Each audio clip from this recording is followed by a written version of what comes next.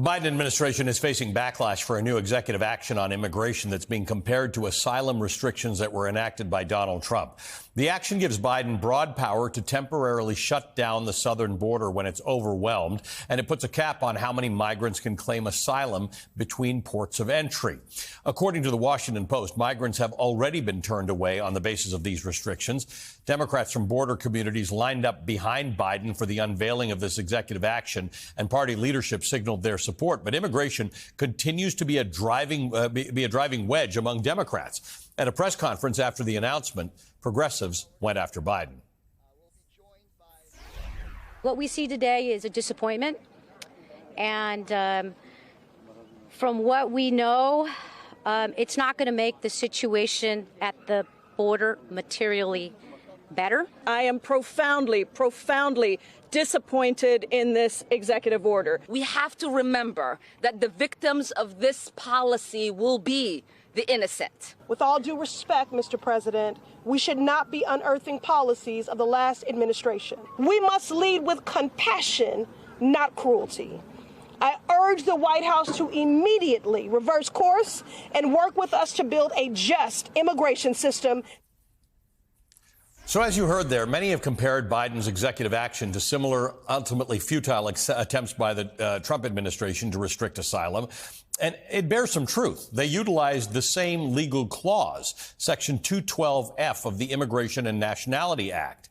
Trump tried to use it for a similar restriction on asylum claims at the Mexican border, but it was struck down in court. The ACLU argued that case and plans to take Biden to court over this executive action as well. That's because the right to seek asylum is enshrined in both U.S. and international law.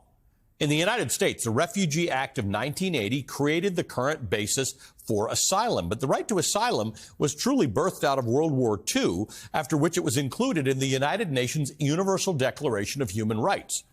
Joining me now is Caitlin Dickerson, investigative reporter and feature writer at The Atlantic, and Paula Ramos. She is a journalist and MSNBC contributor and the author of the forthcoming book, Defectors, Rise of the Latino Far Right and What It Means for America. That book will be out in September, and we're getting Paula back to talk about it when it comes out. Welcome to both of you. Thank you for being here. Paula, both of you on social media have emphasized a crucial fact and distinction about asylum as this was announced. It's not a loophole. Some publications describe it as a workaround to regular immigration. So let's clear the air. Asylum is a separate process that people are entitled to. It's not a loophole.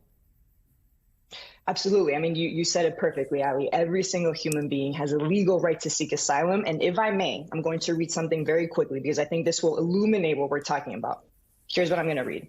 We should enforce our immigration laws with dignity, not turn away those fleeing violence, war, and poverty. Do you know who tweeted that in 2019? Who did? That was Joe Biden. Yeah. Joe Biden. In 2019, that's exactly what Joe Biden was saying, essentially what you just articulated in your introduction, because what happens if you turn away migrants? What happens if we create this scenario? The following. Migrants and asylum seekers' lives will be in the hands of the cartels.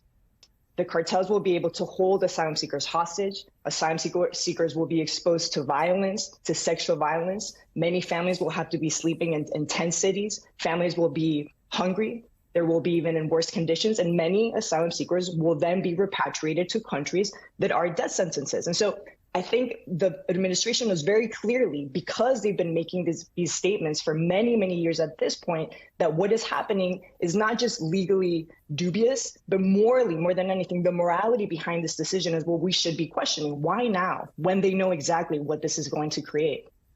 Caitlin, help me understand how this is similar to or different from Donald Trump's attempts to limit asylum. So this border ban, if you will, is more nuanced and limited than those that we saw Donald Trump, when he was president, put into effect. So unaccompanied minors are exempt. And there are also, victims of very severe torture are exempt. But importantly, there are opportunities for Border Patrol agents on the ground to say, look, for whatever reason, we're overwhelmed because of operational capacity. We're going to hit pause on this policy. That's built into it. Will those limitations actually make a meaningful impact? Probably not, particularly that last one, right? You know, the folks working at the border tend to be the most overwhelmed and frustrated with the people they're dealing with. And so the idea that they might say, hey, let's hit pause and give more people access to asylum right now in a way that's going to slow down our processes, it's not particularly likely. And I think that, you know, these nuances and specificities are important to point out, as is the fact that overall this sends a message that reinforces, is being viewed as one that reinforces Donald Trump's ideas about asylum and about the border, that asylum in and of itself is a law-breaking act, even though we know that's not true. Paola just explained that. And also that we're being invaded and that immigrants need to be stopped from entering the country. You know, that's what this ban, that's the message that this ban seems to be sending, rather than something like talking about this recent economic consensus that's come up, where economists are saying actually a big part of the reason why the U.S. is doing so well is because of immigration. You're just not hearing that from the Biden administration or from Democrats right now.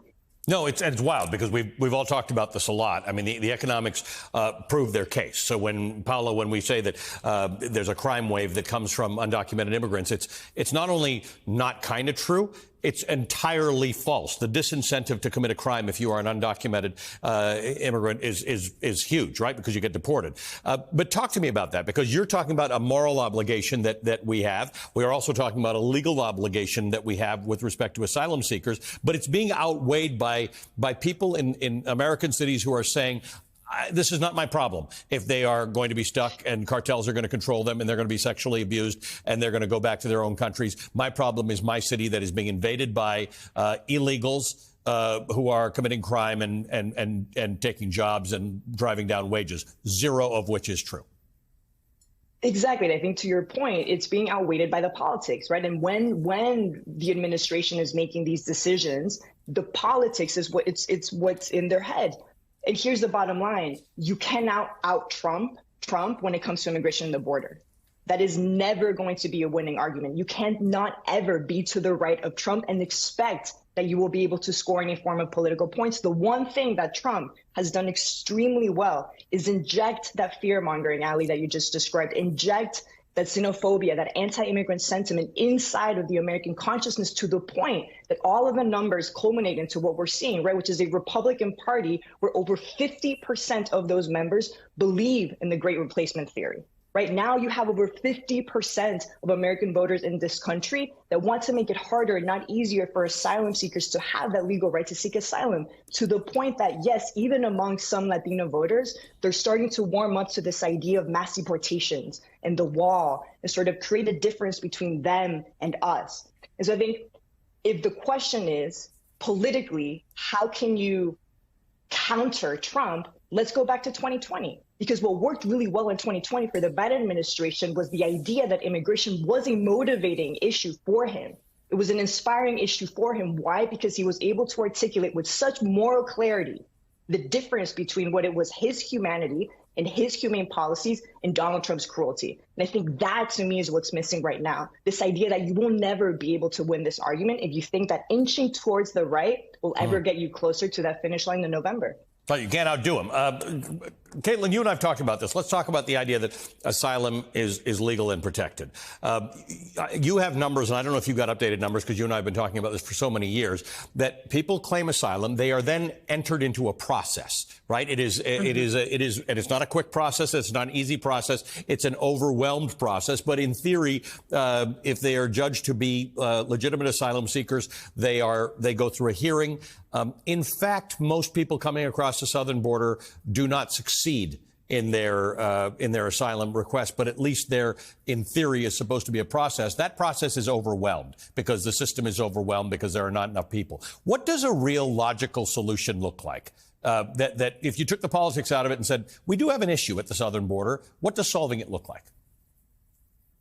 I think that a solve looks like an immigration system that distributes visas based on the state of the world today, not based on the state of the world in the 1980s. I mean, you have people coming to the United States for entirely different reasons. And importantly, for multifaceted reasons. So one of the things that I've heard from the Biden administration when I speak with them about what they're thinking, what their approach is that there's an emphasis on wanting to really distinguish. We have a lot of people coming to the border who's what they call an economic migrant and who is what they think of as a legitimate refugee.